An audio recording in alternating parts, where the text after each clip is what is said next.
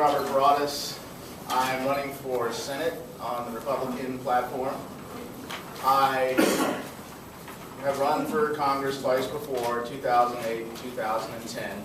I will also be on the ballot as running for delegate in the 5th Congressional District.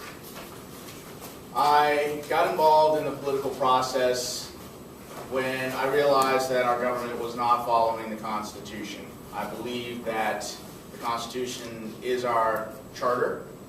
It is what we the people have agreed to live by, and it is the rules by which our government should run itself.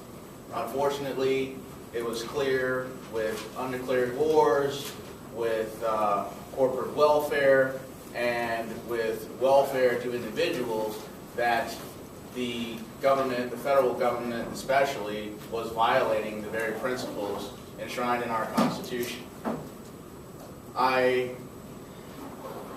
began to study the issues. I began to get disaffected with the Democratic Party that I had been voting for years, when I realized that Hillary Clinton had voted to invade Iraq, that Joe Biden had voted to invade Iraq, that John Edwards had voted to invade Iraq.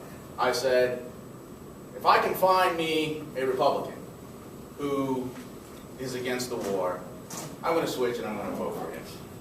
And there was one. His name was Ron Paul. And not only was he against the war, but he was talking about everything I believe. He was talking about the Constitution. He was talking about sound money. He was talking about things that I had learned about in school as I was learning about our system of government, but which I had never seen even during my 5 years in the military, talked about as the basis for our government. So I said, these principles need to be fought for, not just at the presidential level, but also at the congressional and Senate level. And so I put my hat in the ring and I ran. And the first time I didn't get the nomination, the second time I got the nomination, but being in a district that touches Prince George's County, it's really, really hard to win here in the state of Maryland. I'm hoping that running for Senate, the odds will be more in my favor because we're able to bring in votes from all over the state. We'll be able to bring in votes from Garrett County and the Eastern Shore. And we're going to have a bellwether year this year that Republicans, if they play their cards right, should be able to win the Senate, retain the House, and flip the White House so that we can undo some of this unconstitutional activity that's been going on for, the past 100 years or so. So where I base my foundations, you can see I've given most of you my card. You can see the principles that I stand for. The first of these ideas is that we need to repeal Obamacare. In 2009, Ben Cardin was the first senator in the entire United States to try to bring this idea to the people. He brought it to Prince George's County, and I went to that event. It was an event that was filled with mostly blacks and Hispanics, and just about everybody in there was wearing a purple SEIU shirt that said "Healthcare for America Now." I stood up to Ben Cardin and I said, are you seriously going to tell me that you're going to force me to buy health care against my will? And if I don't, you're actually going to fine me. Well, not only is he going to fine me, but he's going to throw me in jail. And we saw the whole country follow suit. We saw Steny Hoyer push it through the House. We saw the Senate pass it on Christmas Eve of that year. And we saw the President sign it into law and say he was going to require each and every one of us to buy health care. Now, it's very ironic because when Obama was debating McCain, and McCain brought up the issue of the health care mandate and how you would need to fine people in order to require them, he said there would be no fine. Literally, he said there would be no fine. So we've got a president who's gone back on his word, and somebody needs to call him out on that. Somebody needs to bring that to the attention of the American people. This is how we stand for our liberties. Our Constitution protects us from this kind of government tyranny. The 9th Amendment reserves those rights to the people. that are not enumerated in the Constitution. And the 10th Amendment says if it's not specifically enumerated to the federal government, nor prohibited by it to the states, it belongs to the states and the people respectively.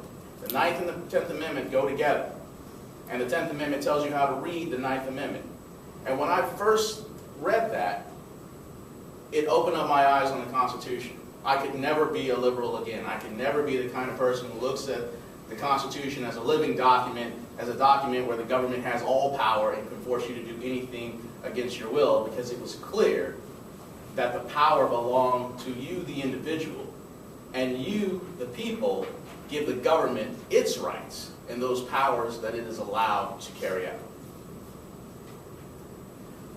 I was taught from a young age that the best form of monetary system was one based on hard currency, money that had actual value. My stepfather told me of how when he was young, he could take $1 to the bank and he could exchange it for an amount of silver. Before his generation, you could take it and you could exchange it for an amount of gold. We see that with the Federal Reserve System, with the printing of fiat money, that the value of our dollar has increased, or decreased rather, to the point where it's now only worth 3% of what it was when the Federal Reserve System was started. And this is a tax on the poor at the end of the day. This is a tax on those with fixed incomes, because as we see inflation, as we see prices increase, as we see more money injected into the monetary supply, those who are on fixed incomes cannot actually go out and earn more money, and their ability to keep up with the rising prices is defeated. So we have to destroy the Federal Reserve. I support an audit of the Federal Reserve, but at the end of the day, I want to end the Federal Reserve. Is that a signal? Oh, no. Okay. I'm just along with it. All right. Like they did in the old You days. can clap. I don't have a cane. But going along with ending the Federal Reserve is ending the IRS. You know, our Constitution was not designed for a tax on personal incomes. But when they passed the 16th Amendment, they didn't specify that the incomes were supposed to be on corporate income. And they ignored the fact that all taxes were supposed to be uniform throughout the United States, even on duties, imposts, and excises. So they decided we could tax the rich more than the poor, and we could spread the wealth around. And it is through the income tax that they do that. So I am solidly for repealing the 16th Amendment, making it very explicit that a tax should not be levied on personal income, and returning, ideally, to the apportionment system that was in place in the Constitution before the 16th Amendment. I believe in the free market. I believe that is the only way the United States and a successful government system should allow its economy to run. The more the government gets involved in corporate welfare, they pick winners and losers, they take your money, they give it to companies like Solyndra, they give it to GM, they give it to Chrysler, they give it to AIG and the bankers, and they say, you guys are too big to fail. And who loses out? The taxpayers, the people. We have to take our power back. We have to take our right back. We have to let the government know they work for us, not the other way around. And finally, on the issue of a non-interventionist foreign policy, you know where I stand on that issue. The war was one of the prime issues that brought me to the Republican Party.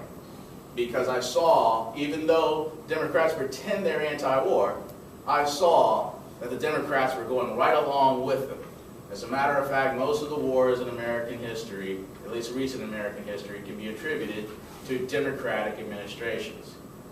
We see what Barack Obama has done. He got the Nobel Peace Prize as soon as he came into office, but he's been bombing Libya, he's been bombing Iraq, he's been bombing Pakistan, and now they're thinking about going into Syria.